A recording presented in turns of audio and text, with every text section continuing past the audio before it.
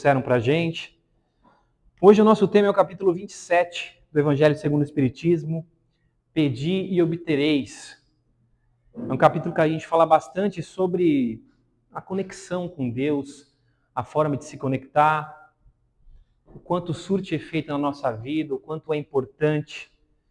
E o capítulo é longo, ele traz diversas formas de orar, a utilidade da prece, a forma de fazer a prece, e a gente vai entender um pouco sobre o que Jesus quis dizer com esse pedir e obtereis. Primeiro, a frase no Evangelho de João é: se vós permanecerdes em mim e minhas palavras permanecerem em vocês, pedireis tudo o que quiseres e vos será feito. Olha só, profundo, né? Se vós permanecerdes em mim e se minhas palavras permanecerem em vocês, tudo o que pedirdes será atendido. Mas será que tudo mesmo? A gente está numa época aí que agora é hora de pedir para quem? Muita gente pede. Aqui o universitário acertou. Papai Noel, o pessoal começa a pedir para Papai Noel. Só ganha presente quem foi? Será que com Deus é assim também? Será que quem foi bonzinho é atendido? Quem é mau menino não é atendido? Será que é dessa forma? Qual é o nosso entendimento de Deus ainda, né? Se a gente perguntar para a maioria dos habitantes do planeta Terra, como as pessoas ainda visualizam Deus? De que forma?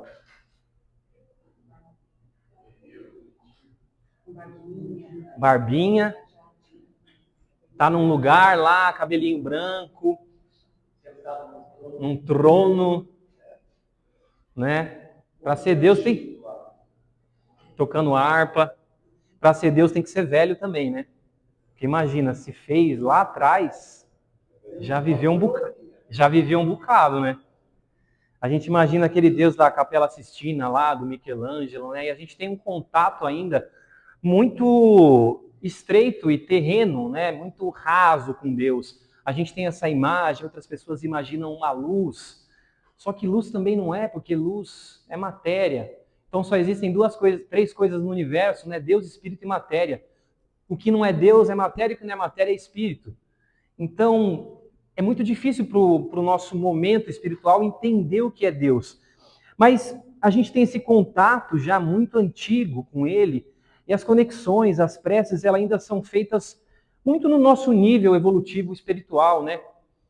Vocês acham que a gente tem que pedir perdão a Deus? Quem acha que sim?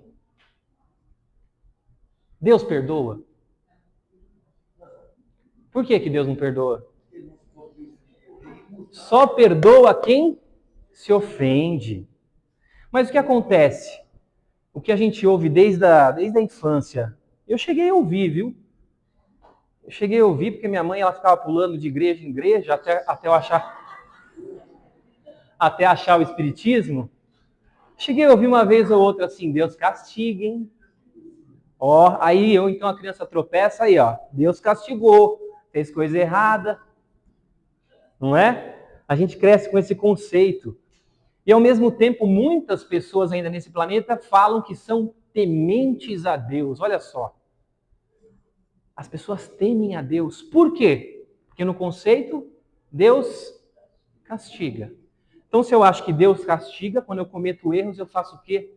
Deus me perdoa. Mas Deus não se ofende. Olha só, não sou eu que estou falando isso. É a doutrina espírita. Só perdoa quem se ofende. Deus não está ofendido com a sua ação. Mas o que pauta todo o universo?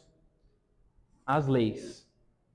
Assim como as leis de trânsito que a gente infringe, vem o quê? A multa, né? Ou acidente, ou a batida, ou o dano material. Então, se a gente infringe leis que são imutáveis, que são fixas no universo desde quando Deus criou tudo, não é que ele está ofendido. A gente está passando ali, infringindo uma lei. Mas tudo bem, a gente colhe o que plantou e segue. Paga a multa e vai, né? Então a nossa relação ainda com a divindade, ela é muito primitiva se a gente for analisar. A gente ainda imagina Deus dessa forma, a gente ainda sente dessa forma. É só assistir, esse fim de semana eu estava assistindo uma disputa por pênaltis, Aí a câmera corta para uma torcida. O que a pessoa está fazendo? Rezando o terço. Aí corta para outra torcida. E aí como é que faz? Se os dois estão pedindo. Aí acabou o jogo, chega o jogador. Agradecer que esse fim de semana eu acho que ele foi mesmo. Ninguém tem culpa que o Gabriel bateu mal o pênalti, né? Deus é. Aí o jogador chega, fala o quê? Graças a Deus, Deus nos abençoou. Aí você pensa, mas e o adversário? Não abençoou o adversário? É só um abençoado? Qual é esse conceito que a gente tem ainda? Obviamente que a pessoa está pedindo para Deus porque tem esse contato com Ele e ela quer que o que ela deseja seja o que acontece. Eu quero que aconteça isso, que meu time ganha. Até falam que esse campeonato baiano, se fezinha valesse, esse campeonato baiano terminava empatado, né? Porque todo mundo vibra muito, pede muito. Então a gente ainda acha que Deus está decidindo, influenciando, punindo. Mas não, o Espiritismo faz que a gente tenha uma visão de Deus muito diferente. O que é Deus? É a pergunta. A primeira pergunta do Livro dos Espíritos, o que é Deus, não quem é Deus. A espiritualidade traz para a gente, inteligência suprema, a causa primária de todas as coisas. Olha só. Onipotente, onipresente. Como é que a gente vai imaginar algo? A gente não consegue. Que não teve início, não tem meio e não tem fim. Vocês conseguem imaginar algo assim? A nossa mente não consegue. Então, muitas respostas dos espíritos olha, nesse momento você não vai entender. O que cabe você entender agora é isso. Mas a gente não vai conseguir imaginar algo que não tem início. Porque tudo na nossa mente tem um início, tem um meio, tem um fim. Nossa encarnação, nosso trabalho, nosso dia, nosso sono tem início, tem meio, tem fim. Então Deus não tem isso. Então a nossa relação com Ele ainda é muito dessa forma. E tem algo na prece que nos conecta. O Espiritismo traz para a gente essa explicação que vai fazer muita diferença nessa conexão que a gente tem. Nessa forma de pedir, entender por que a nossa prece ela não precisa ser feita gritando em algum lugar. Tem algo que une todos os planetas, que une o universo, que une a gente como irmãos, além de Deus, né? Nós estamos envolvidos pelo fluido cósmico universal. Segundo a doutrina dos espíritos, é um conceito descrito como a matéria elementar primitiva que preenche todo o espaço e serve como base para a criação de tudo no universo. Vocês acham que Jesus fazia milagres? Tempo! Não existe milagre. As pessoas ainda esperam por um milagre, né? O que Jesus manipulava? O fluido cósmico universal. Como ele tinha pleno domínio da moral, da ciência, entendia, ele conseguia manipular, a pessoa tinha tanta fé ali também, ele conseguia manipular aqueles átomos, esse fluido que nos envolve, e conseguia fazer com que a perna sarasse. Então ele tinha plena consciência, devido à sabedoria do maior espírito que aqui já passou, e conseguia fazer a manipulação desse fluido que eu estou citando aqui. Então, afirma que é o sopro criador que emana de Deus e é manipulado por espíritos superiores para formar mundos, seres e até mesmo perispírito, atuando como veículo de pensamentos e sentimentos. Então, se a gente for pensar, como é que a gente imagina um fluido? Porque assim, a gente não enxerga as ondas do rádio, né? O Wi-Fi a gente enxerga, mas está chegando, está pegando. Tem coisas que existem que a gente não enxerga. Eu só preciso ver para crer. O rádio funciona aí há mais de 100 anos. Como é que você está ouvindo o radinho funcionando ali no seu carro? A rádio é lá em São Paulo? Como é que é isso? Existe um sinal, existe algo que conecta. Então, esse fluido é da mesma forma. Então, a gente pode imaginar como se fôssemos peixes mergulhados no oceano. Então, tudo é envolvido por esse fluido. Não só o planeta Terra, como os outros planetas. A questão é como isso é manipulado. É a matéria-prima de tudo que é feito, do nosso corpo, de tudo que nos envolve. E segundo a doutrina, tem um capítulo em A Gênese, eu gosto bastante da Gênese. É o capítulo 2, o capítulo é longo, se eu trouxesse muita coisa aqui fica cansativo. Mas onde ele fala sobre o link que tem Deus com com esse fluido cósmico universal. Nenhum ser haverá, por mais ínfimo que suponhamos, que não esteja saturado dele. Achamo-nos, então, constantemente em presença da divindade. Nenhuma das nossas ações lhe podemos subtrair ao olhar. O nosso pensamento está em contato ininterrupto com o seu pensamento, havendo, pois, razão para dizer-se que Deus vê os mais profundos refolhos do nosso coração. Estamos nele como ele está em nós, segundo a palavra do Cristo. Para estender a sua solicitude a todas as criaturas, não precisa Deus lançar o olhar do alto da imensidade, as nossas preces para ele, para que ele as ouça. Não precisam transpor o espaço, nem ser ditas com voz retumbante, pois que estando de contínuo ao nosso lado, os nossos pensamentos repercutem nele. Os nossos pensamentos são como sons de um sino que fazem vibrar todas as moléculas do ar ambiente. O que acontece quando a prece é feita? É uma conexão direta. Mesmo você orando ou não, ele sabe exatamente o que tem onde. Porque a gente está envolto em Deus. Se a gente for pensar na pior pessoa que já pisou neste planeta, ela estava em Deus. Olha só. Está mergulhado em Deus. Não tem como estar fora disso. Não tem como você sair da água. Não tem como você sair da água. Você está literalmente mergulhado. Então as atitudes são erradas, usa a moral de forma errada, usa a ciência de forma errada, mas ele está errando em Deus. Mesmo assim, ele segue mergulhado, não tem como fugir disso. Todos os seres vivos, não só homens, mulheres, mas todos os seres vivos, tudo que existe no universo está envolvido em Deus. Então, o que ele traz para a gente aqui, segundo a Gênese? Deus não precisa olhar lá de cima, Deus não precisa se aproximar, está constantemente conectado a gente. É como se a prece saísse e esse fluido fosse como conexões, como teias, que fazem com que a gente esteja interligado. E não só com Deus. Vocês acham que quando a gente pensa numa pessoa, a pessoa aparece por quê? Meu filho estava falando de você agora, você mandou mensagem. Nossa, eu estava pensando em tal coisa, você falou sobre isso. Que a gente se conecta através disso, através desses fluidos. E ao mesmo tempo, é muito interessante, porque isso vai fazer parte da nossa lei de atração. O que a gente pensa, o que a gente vibra, a gente emana e recebe. Tudo interligado por isso. Por isso que, nos dois planos, né? A voz, se abrir o corpo humano, acham a voz? A voz não existe, palpável, né? Ela emana. Mas no plano espiritual as pessoas não precisam falar, como a gente entende aqui. Por quê? Elas se conectam como? Dessa forma. Da mesma forma é a prece. Você não precisa abrir a boca. Se quiser, pode abrir, mas não é necessário. É algo mais interno do que externo.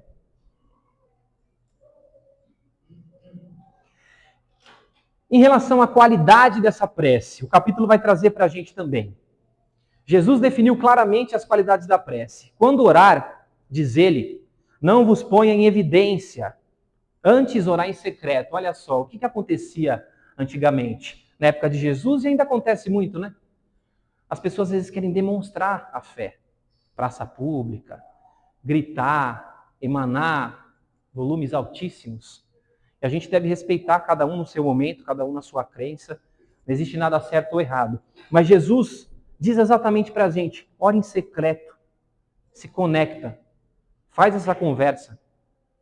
Na sequência, está no Evangelho, não afeteis orar muito, pois não é pela multiplicidade das palavras que sereis escutados. Olha só. E o terço? Pode fazer terço? Pode fazer. A novena. Pode fazer. Tem que orar 20 dias. Se falhar um, tem que começar tudo de novo.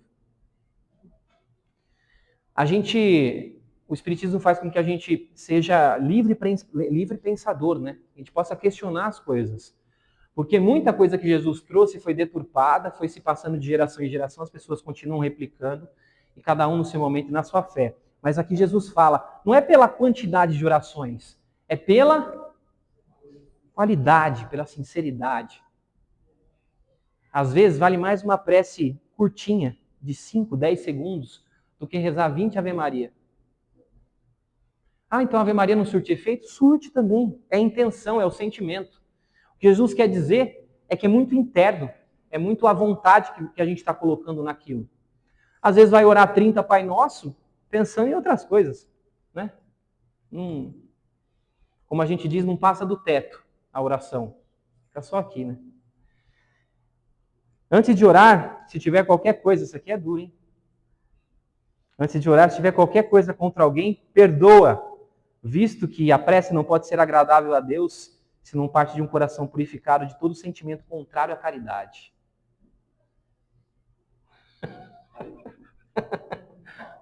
Teve gente que fez assim, ó.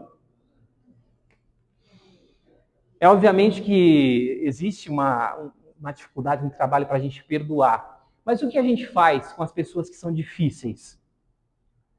Põe na prece. Orai pelos inimigos. Aquela pessoa insuportável, põe na prece. Isso já é apresentar a intenção, né? Isso já é ter a intenção de que aquela pessoa seja envolta por alguma coisa boa. É uma forma de perdoar, de tentar amenizar aquela relação, né? Jesus ainda fala, orai enfim com humildade, como publicano, e não com orgulho, como fariseu. Examina os vossos defeitos, não as vossas qualidades. E se vos comparardes aos outros, procura o que há em vós de mal. Olha isso. Em vez de se exaltar, colocar suas qualidades lá em cima, é mais importante a gente prestar atenção no que a gente precisa melhorar durante a prece. Segundo a doutrina dos Espíritos, segundo capítulo 27, essa é uma prece que surte efeito. Ora em secreto, não precisa orar 3h30, né? Oferece ali uma pessoa difícil, também as pessoas benquistas. Põe na prece com intenção, com humildade.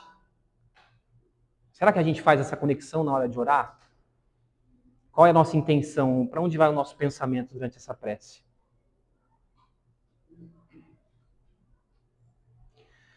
E o Kardec pergunta para a espiritualidade, pergunta 663. Aí vocês respondem antes, para a gente ver se a gente acerta. Roberto não vale. Estou brincando. Podem as nossas preces mudar o rumo das nossas provas?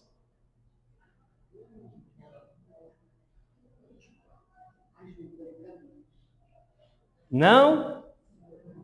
Será que as nossas preces, o Kardec falou, tá, mas a prece é muito boa, mas ela muda o rumo das nossas provas? Será que tem esse impacto tão grande? Vocês estão torcendo para que sim, né? A espiritualidade respondeu, as vossas provas estão nas mãos de Deus, e algumas há que têm de ser suportadas até o fim. Mas Deus sempre leva em conta a resignação. A prece traz para junto de vós os bons espíritos, e dando-vos estes a força de suportá-las corajosamente, menos rudes elas vos parecem. Tem prova que vai ter que ser cumprida, vai ter que passar por ela. Pode orar a encarnação inteira. Mas o que vai acontecer durante as suas preces? Vir ajuda. Ele finaliza, temos dito que a prece nunca é inútil quando bem feita, porque fortalece aquele que ora, o que já constitui grande resultado. Ajuda-te ti mesmo e o céu te ajudará. Olha só. Então, se a gente nada pudesse decidir, nós temos o nosso livre-arbítrio. Então, se a gente está colhendo o que a gente plantou, foi porque nós escolhemos em algum momento errar, cometer equívocos, né? Dar uma escorregada. Aí a lei nos defronta e a gente tem que responder. Porém, essa prova não vai ser mudada, mas às vezes ela pode ser amenizada. Às vezes a gente combinou algo muito ruim, porque às vezes lá no plano espiritual a gente fala, pode pôr. Aí o mentor fala, calma, pode pôr que nessa eu estou focado. Nessa eu estou confiante. Aí o mentor, não, vamos conversar, porque chega lá as coisas são diferentes. Aí chega aqui, o que a gente pergunta para Deus? O que eu fiz para merecer isso? Tanta gente ruim no mundo e comigo isso acontece. Meu primo que não faz nada na vida, só faz mal para as pessoas, tem uma vida ótima. E eu estou passando por isso. Lá, quem pediu?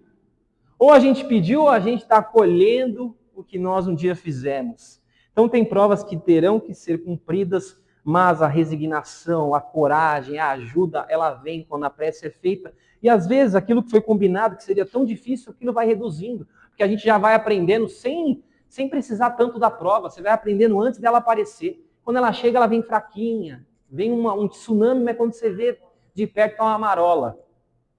Porque tudo é modificado no universo. Tudo. Deus quer a felicidade de todos os filhos. A partir do momento que o filho está aprendendo sem a prova, talvez nem necessite mais dela. Então as coisas são modificáveis, né? A gente tem que ter consciência disso. Demais, não é possível que Deus mude a ordem da natureza ao sabor de cada um. Vocês imaginem isso? Quantos pedidos será que a gente já fez nessa encarnação aqui?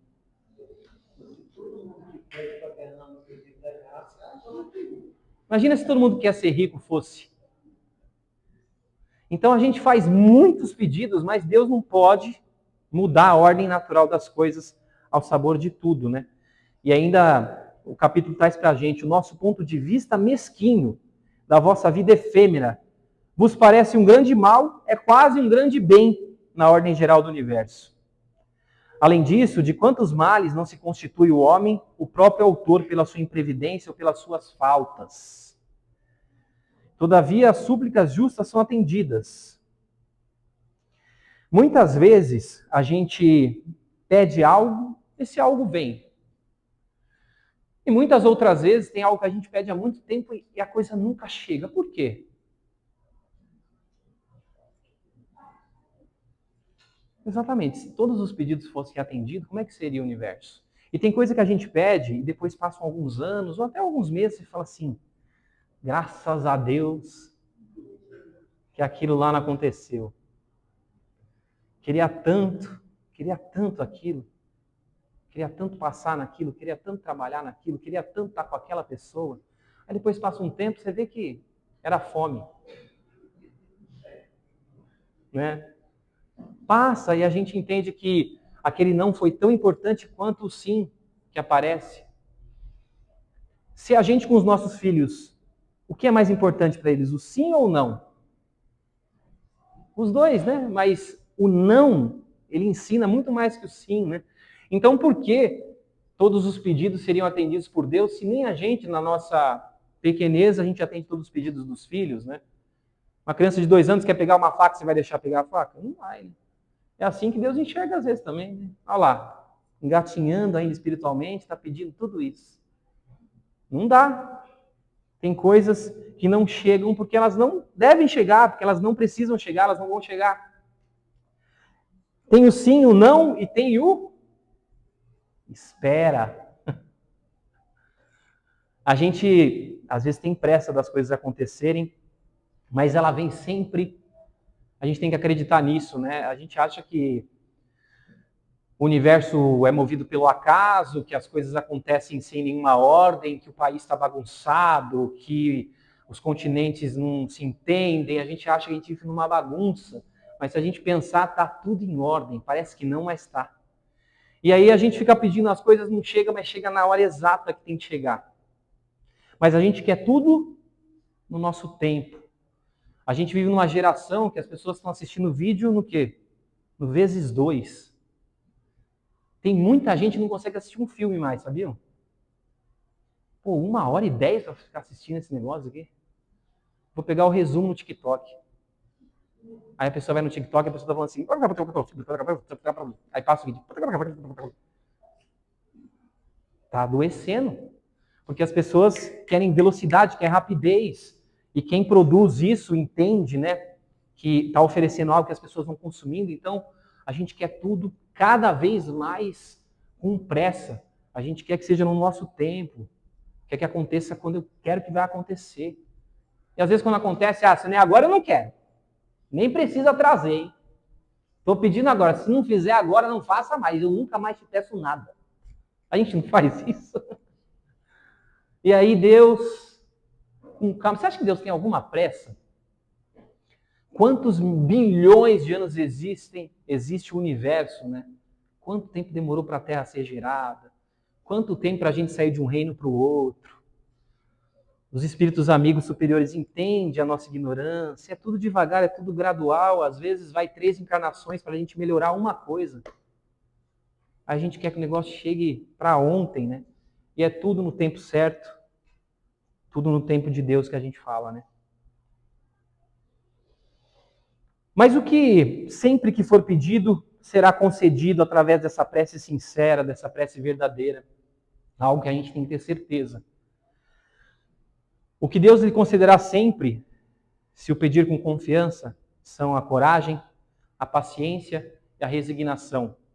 Então, com a gente orar, é lógico que nós vamos pedir coisas materiais, pedir realizações que a gente sonha, mas a gente tem que pedir coragem, né, para enfrentar os desafios da vida, porque muitas vezes a gente mergulha, sobe para respirar e mergulha de novo nos desafios.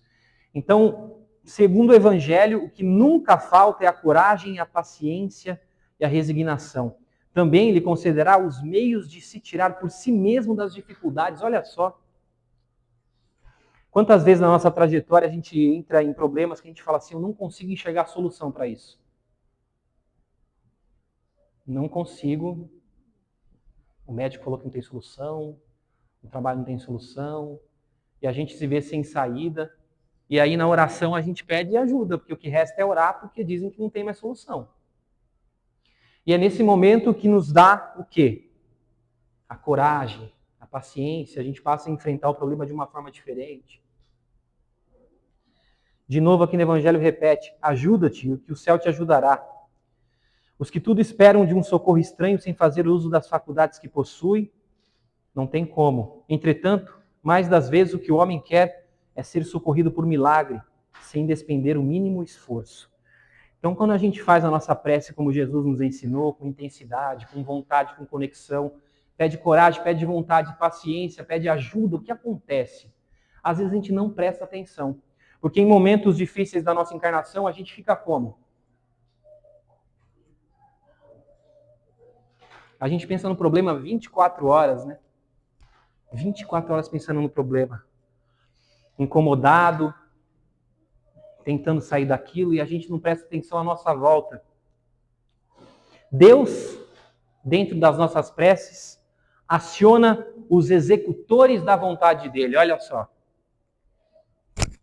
Deus não sai de lugar nenhum para agir, mas os executores de Deus, sim. A gente pode chamar de anjo, de espíritos amigos, de pessoas queridas. A gente tem pessoas encarnadas aqui que gostam muito da gente e tem o dobro, o triplo no outro lado também, no plano espiritual. Tem muita gente que gosta da gente que a gente nem lembra. E aí os executores da lei divina aparecem para ajudar. Então a ajuda vai chegar por quem? Por um amigo, uma pessoa que aparece numa hora que você mais precisava, surge com uma solução que você achou que não existia. Uma mensagem, um panfleto na rua, uma música que toca.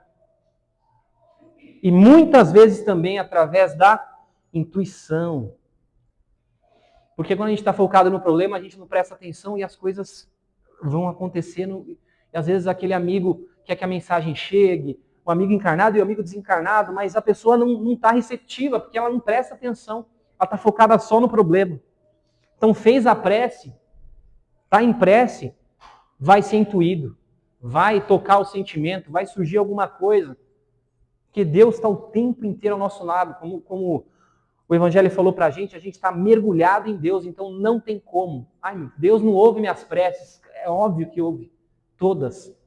Então, quando a gente tem essa intenção, a ajuda vai chegar por alguém, por algum lugar, de alguma forma, uma intuição. Aí você está parado, você dá aquele estalo e fala, meu Deus, eu nunca tinha pensado nisso. A ajuda vem. Então, principalmente nós espíritas, a gente não pode alegar mais ignorância, né?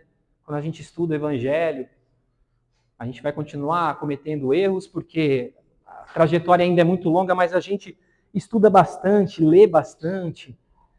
Quem já estudou mais de 3 vezes o Livro dos Espíritos?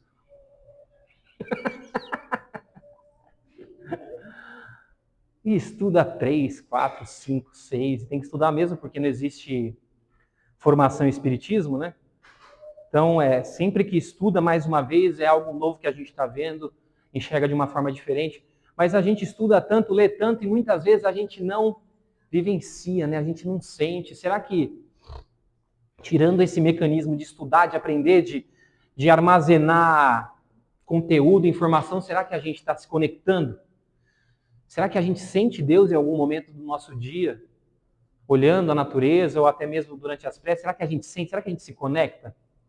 Isso é uma resposta que é individual, cada um pode trazer para si mesmo. Mas além de tanto estudo, como é que está a minha conexão? Como é que eu estou me conectando realmente? Qual é a minha intenção, né?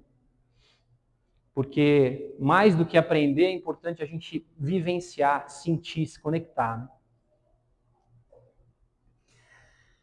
E a gente já caminha para o fim, a gente, além de pedir, né? Porque a matéria, a palestra é sobre pedir obtereis. Mas além de pedir, quando a gente faz a prece, o que é algo que envolve também a nossa vida?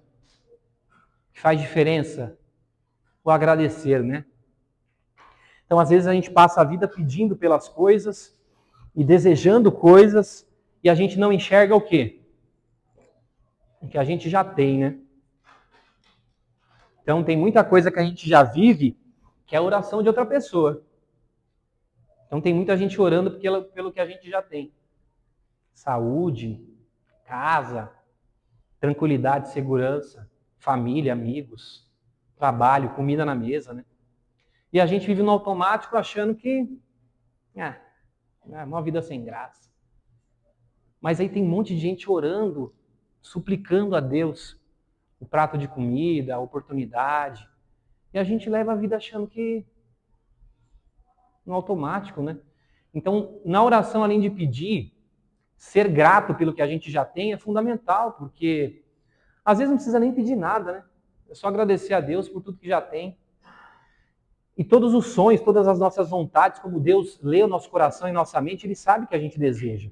Então, caminhando certo, agradecendo pelo que tem e desejando, já está ótimo que a gente está conectado a Deus e todos esses pedidos serão atendidos em algum momento ou não, se assim for necessário. Né?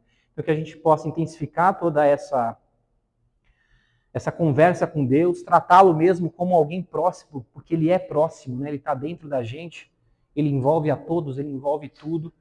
Então, que essa nossa conexão possa ser mais intensa, verdadeira, e que a gente possa ter plena consciência que toda prece é ouvida, atendida, e que a gente está sempre amparado.